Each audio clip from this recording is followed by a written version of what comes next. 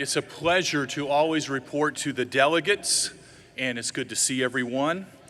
As we get started, we're going to cover some familiar ground that you have already heard as well from others. The first thing I want to talk about is our gratitude to all of you as pastors.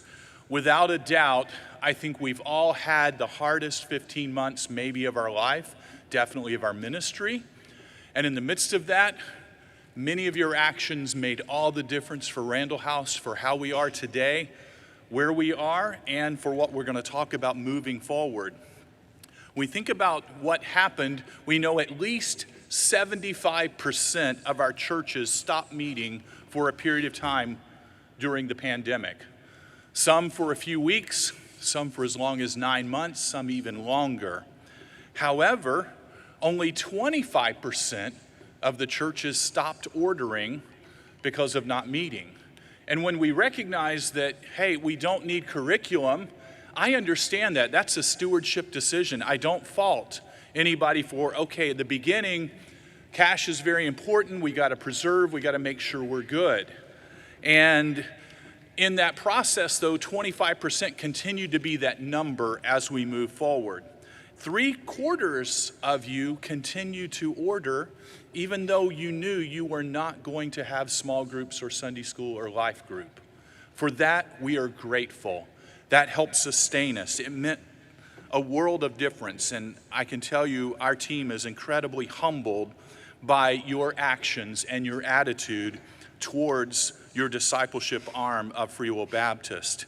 More of you have talked with me recently about doing something to make a difference, talking about reordering or continuing back on the orders, and you've also talked about what to do with the unused curriculum. I will tell you, if you've got boxes of it sitting there, a jail ministry is the perfect place. Even children's material are welcomed in a jail ministry, or maybe a home for children, or a shut-in, or there's numerous places in your community which will also push your people to go out and do outreach and ministry in your local community, and I would encourage you to do so. Without you, had everybody stopped ordering, we would have closed our doors last year, and we did not. Because of your faithfulness, we stand before you and are able to give a godly report where we see the hand of God stewarded by his laborers, and we're so appreciative. This was definitely a COVID coaster we've all been on, but I'd like to walk you through our loss of revenue since the pandemic began. I realize that our reports typically deal with fiscal years, and our CFO will give the fiscal year report, but I want to share with you a total report since the start of COVID-19. The printed digest will only deal with 2020, but our cumulative loss since the pandemic began just in curriculum is $934,000. In the written report, there are only 4 quarters listed, but it was written 3 months ago. I now can add summer of 2021 to it, and while it's tending to go back up, it's still $165,000 down from where it should be. You add to that other areas that your church would normally have ordered, such as Elements, book sales, or D6 Plus. Those add up to be $86,000, $87,000. That alone is a sizable loss that we would report in a normal year. But that's the smallest portion of this. Then in 2020, we did not have Vertical 3 nor the D6 conference. And we missed these revenue line items even though there's expenses attached to them. And this year in 2021, while we're having Vertical 3, because our competitors were not able to practice year-round, our entries are down this year. Therefore, we're predicting a $75,000 loss. Cumulatively, it's a $1.7 million revenue loss since we've gone into the pandemic. That is an unbelievable number. However, I can tell you God has sustained in there.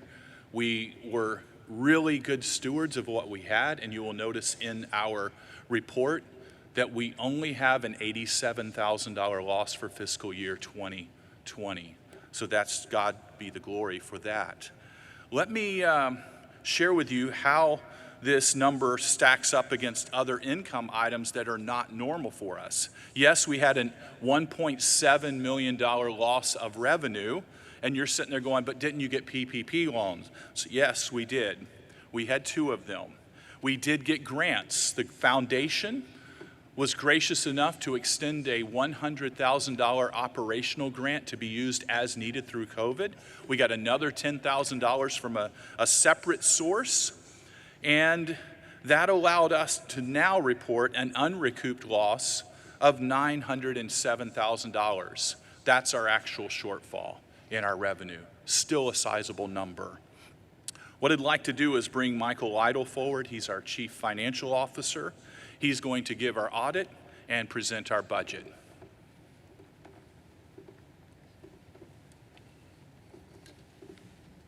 Good morning, everyone.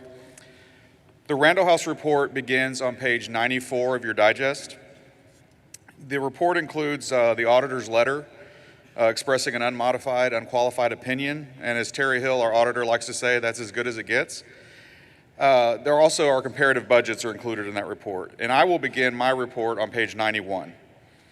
While Dr. Hunter has briefed everyone, as you've seen, on the cumulative effect of the pandemic that spans 2 fiscal years, I'm going to be focusing roughly on the first half of that, or the 2020 calendar year, and that's what our audit is focusing on. During 2020, Randall House saw a decrease in revenues of $1.1 million. Our curriculum sales, so just curriculum, declined by $600,000 compared to 2019. But even with these decreases, as Dr. Hunter has mentioned, Randall House was able to improve our bottom line by nearly $100,000, and we finished the year roughly $87,000 in the red. We took measures prior to the COVID pandemic, so going back to 2019 and early 2020, we took measures to reduce our expenses, and this helped us weather the storm during the year of 2020. In fact, our expenses were down $825,000 when compared to 2019, so they were reduced drastically. Some of this decrease is due to the fact that we did not have events like the D6 conference or the Truth and Peace Leadership Conference, but much of the decrease in our expenses was due to a concerted effort on the part of Randall House to cut costs and reduce overall expenses. As Dr. Hunter mentioned, we received the PPP loan, the Payroll Protection Program. In 2020, it was $360,000, the first loan. And we also received a grant from the Free Will Baptist Foundation of $100,000 to use for operations during the COVID pandemic. This additional income that we received helped sustain us during a very trying year. As you could tell from what Dr. Hunter shared, the gap in total revenue when compared to 2019 is greater than the emergency income that we received. As he mentioned, this gap is due to many churches not ordering curriculum during the year and during the COVID pandemic. But despite these uncertainties that we all faced in 2020, we clearly see the Lord's hand at work and the way He sustained and the way He blessed Randall House throughout the year. I'm only going to point out a couple of notes in the audit, and so I'm going to go to page 97 in your digest if you'd like to turn there or follow along on the screen. You'll see the note that deals with long-term debt. There's actually 2 notes. Notes that deal with long-term debt and then lines of credit. And you'll see that we have consolidated all of our debt into one line of credit that the Free Will Baptist Foundation graciously extended to us. This line of credit that came about as a result of COVID. They extended at a low 3.5% interest rate. And so we were able to consolidate our debt, and throughout the year in 2020, we were able to pay down debt by $150,000. So our debt was actually reduced. We consolidated it all in one place and reduced it from over $750,000 to just under $600,000, so $150,000 decrease. So we're thankful for that. And then the final note in our audit deals with the Vertical 3 program. And Vertical 3 is our youth department. And for the year 2020, we saw a $77,000 loss in our Vertical 3 area. The reason for this is that the programs that we would typically have during the year, like the CTS competition, Truth and Peace, the Vertical 3 conference, yet all of these were canceled and we received no income from them. However, we still had expenses and overhead in running the department. Unfortunately, planning for an event and then subsequently canceling an event still requires some work, and so we had some expenses there. Next, we will briefly go over to our budget for 2022. You'll see there that the budgets, starting on the left, there are 3 budgets the last 3 years, and then on the far right are our actual numbers for 2020. You'll notice that we are predicting in 2022 that our curriculum will be down from where we were the last 3 years.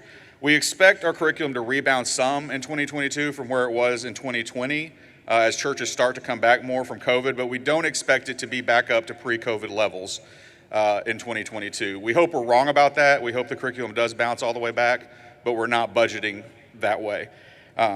We also are applying this same thinking in all of our income. So we're predicting a lower total income than we've had in previous years in our budget, just to be safe and be conservative in our approach. And we took this approach all across the budget. I'll now turn it back over to Dr. Hunter to finish the report. And if you have any questions, we'll take those at the end. Thank you.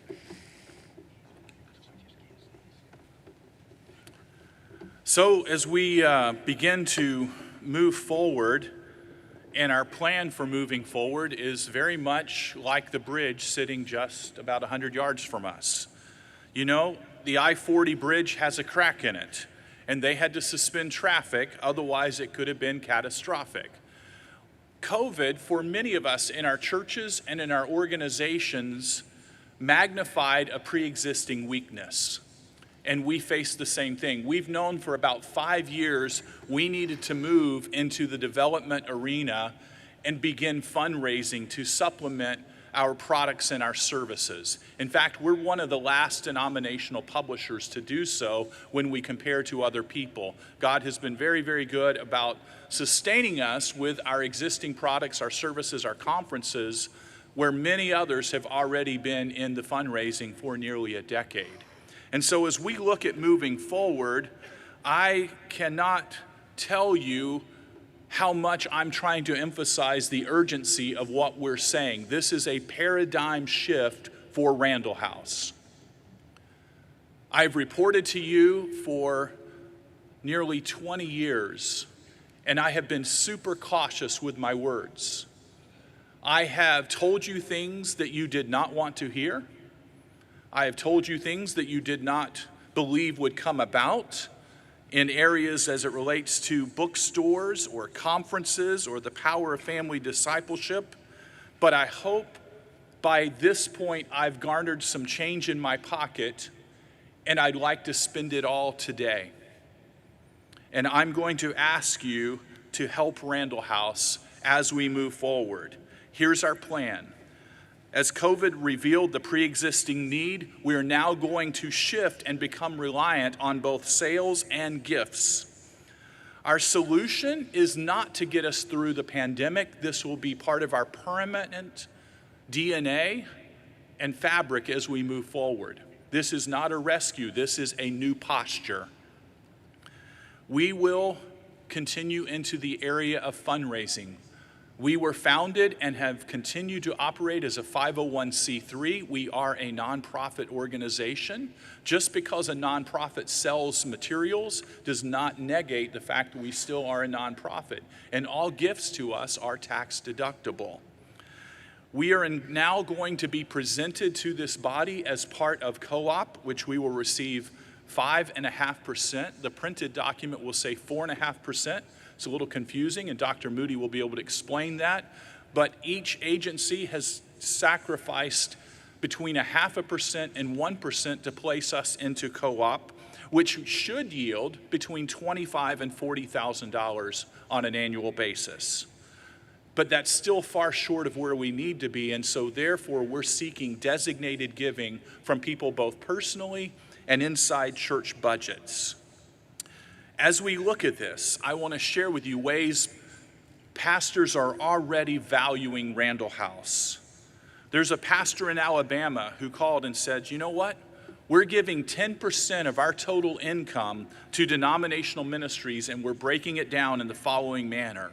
Randall House, IM, Welch, and NAM will each receive 2.5%. We had a pastor in Oklahoma said, you know what? I want to sponsor 2 podcasts each year. We have a pastor in North Carolina that told me we stopped ordering last spring, and yet we finished the year in budget income above what we had expected, and we're going to send you the equivalent of the orders that we would have ordered as a gift. We had a pastor in Florida say, we're going to send you the equivalent of 1/4's order as a gift. We have a pastor in Arkansas who said, one of our classes is now going to sponsor another class so that church planners can have solid curriculum to use as they grow our denomination. We have a minister in Tennessee who said, you know what? It doesn't matter to me where you use this. We know you have needs that change year round. Here's $75 a month. Use it seasonally based upon your needs. We're asking you to join in with us as we look at these possibilities. And there's 2 things that you can do to help us and become one of our heroes. Number 1, please continue to consistently order curriculum for both church and home.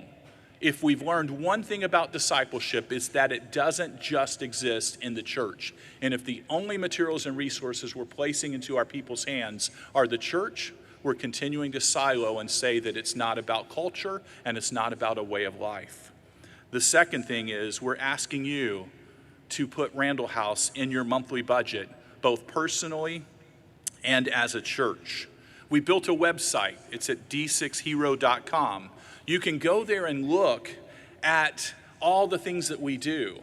In December, we brought in a consultant to help us because this is obviously new for us, asking people to consider giving to us. We're rookies at this. I will be honest with you, I don't know this landscape. It is new to me. I'm going to make mistakes. I'm not going to get it right. But as we brought in this consultant, he said, you know what? I thought this was going to be hard, but I'm looking at everything that you're doing. And he's like, wow, you guys do great ministry. All you have to do is tell other people about the great ministry you're doing that they're not aware of and invite them to be part of doing it with you. And when we look at it, we realize that our missionaries never pay for personal books. We've trained teenagers now for almost 40 years in the way of leadership with Truth and Peace, and that our chaplains never pay for materials they need. And on I can list about 30 or 40 items that we do that most people don't even have any idea of. I want to give you a short video that we produced to help explain this, but I want you to watch for a certain picture inside this video. And I'm going to couch these terms very carefully because I know this is being broadcast. So here's the way I'm going to set this up, but I don't want you to miss this. In the midst of the video, you'll find a picture of 7 people standing together, and I'm not in the middle, but I'm one off from the middle. And the person standing just next to me is a member of a closed country's political party that typically bans religious activities in their country. And yet, we were invited in because that country is struggling in their homes and in their marriages, and they knew the reputation D6 had for strengthening homes and strengthening the culture, and they invited us to come in and have a conference teaching exactly what we do everywhere else, without editing, without asking us to compromise. And I got a chance to preach in a couple of the churches there, as well as in one of the venues where we had this all-day, 2-day conference. And it's great to see what God is doing. That's just one story, and there's a story about each one of these. We are asking you to be a part of what we're doing, and I want you to pay attention to this video and see what God lays on your heart.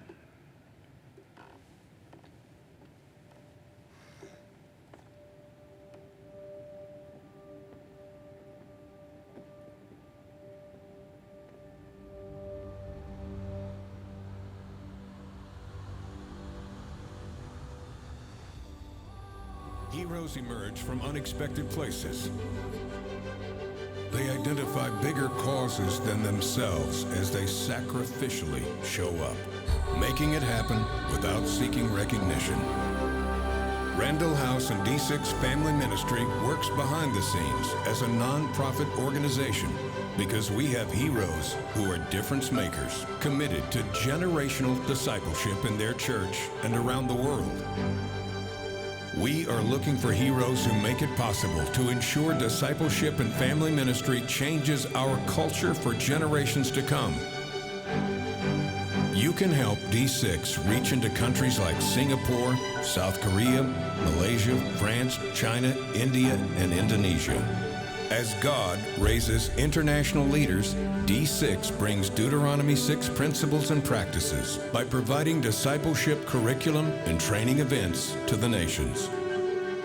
Books are translated and placed into numerous languages and countries, allowing families the chance to connect on a deeper level. Church planters get free D6 curriculum, Elements Kids worship materials, and additional kids, students, and adults resources to properly launch discipleship from generationally aligned philosophy. Similarly, military chaplains serve in the United States and deploy around the world. They ask for D6 family curriculum to strengthen the troops and their families, which they get at no cost. Just one of the many ways you can be a hero helping heroes. You can help Randall House and D6 Family Ministry continue developing so many free resources, doing leadership training, and making a difference. You can help us prepare children and youth to become mature adult disciple makers in your church. Every initiative finds its roots in God's Deuteronomy 6 command.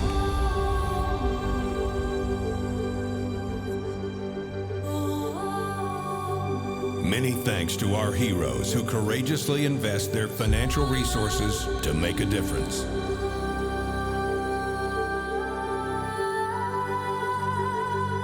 Will you consider joining the ranks of our heroes?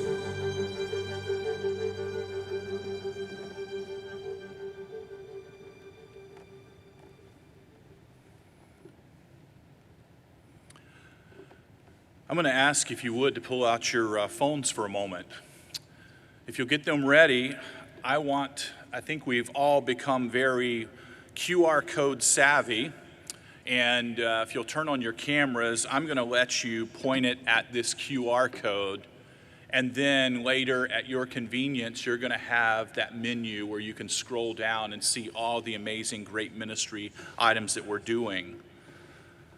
But I'm going to ask you to do this. I'm going to ask you to pray about considering, at minimum, would you sign up for the equivalent of one drive-through meal a month? One drive-through meal a month. You can pick it, whatever place, whether for one family member or 4 family members, or maybe God lays on your heart to do a little bit more, but I'm going to ask you to do that. I'm looking out of this group, if we can't get 100 people to give reoccurring gifts to become one of our heroes right here, right now. If you can do that, then it will make a world of difference for us. Some of you have been approached and you're thinking about placing Randall House into your estate planning to help Truth and Peace, or help international translation, or help future development of curriculum that you know will help all churches with discipleship. If you have been influenced by a Sunday school teacher, a life group teacher, or somewhere along the way, we're inviting you to come along and invest in people who will be influenced by other teachers. If you had a child go through Truth and Peace that you saw made a world of difference, or participated in yet and made lifelong friends, we're inviting you to join in and be one of our heroes. If you want to be part of generally everything that we do, step in here. We want you to be one of our heroes, partnering with us in this new paradigm shift as we move forward. Brother Moderator, this is the Randall House Report, and we move its acceptance. Last year, during COVID, we did have board elections, and we were asked if we would defer honoring our board members until we could gather again. We lost 2 tremendous board members. Obviously, at the same time, we gained 2 tremendous board members. One of them is not able to be with us, and that is Randy Scott. And I will get with Randy Scott personally and present his plaque to him, treat him to a nice lunch there in Nashville, and honor him appropriately. But we do have with us Reverend Steve Lindsay, and I'm going to ask him if he would make his way onto the platform. Steve, it's tight, but I'm going to let you hunker right in here with me. we have a plaque. I'm going to let you hold this up, and I'm going to read what it says on there. It says, Randall House recognizes Steve Lindsay for your commitment to serve on the board of directors from 2008 until 2020. Your counsel, your leadership, and boldness brought a practical and principled approach to policy, finances, and strategy. You brought youth ministry, Christian education, family ministry, and lead pastor experience to our discussions.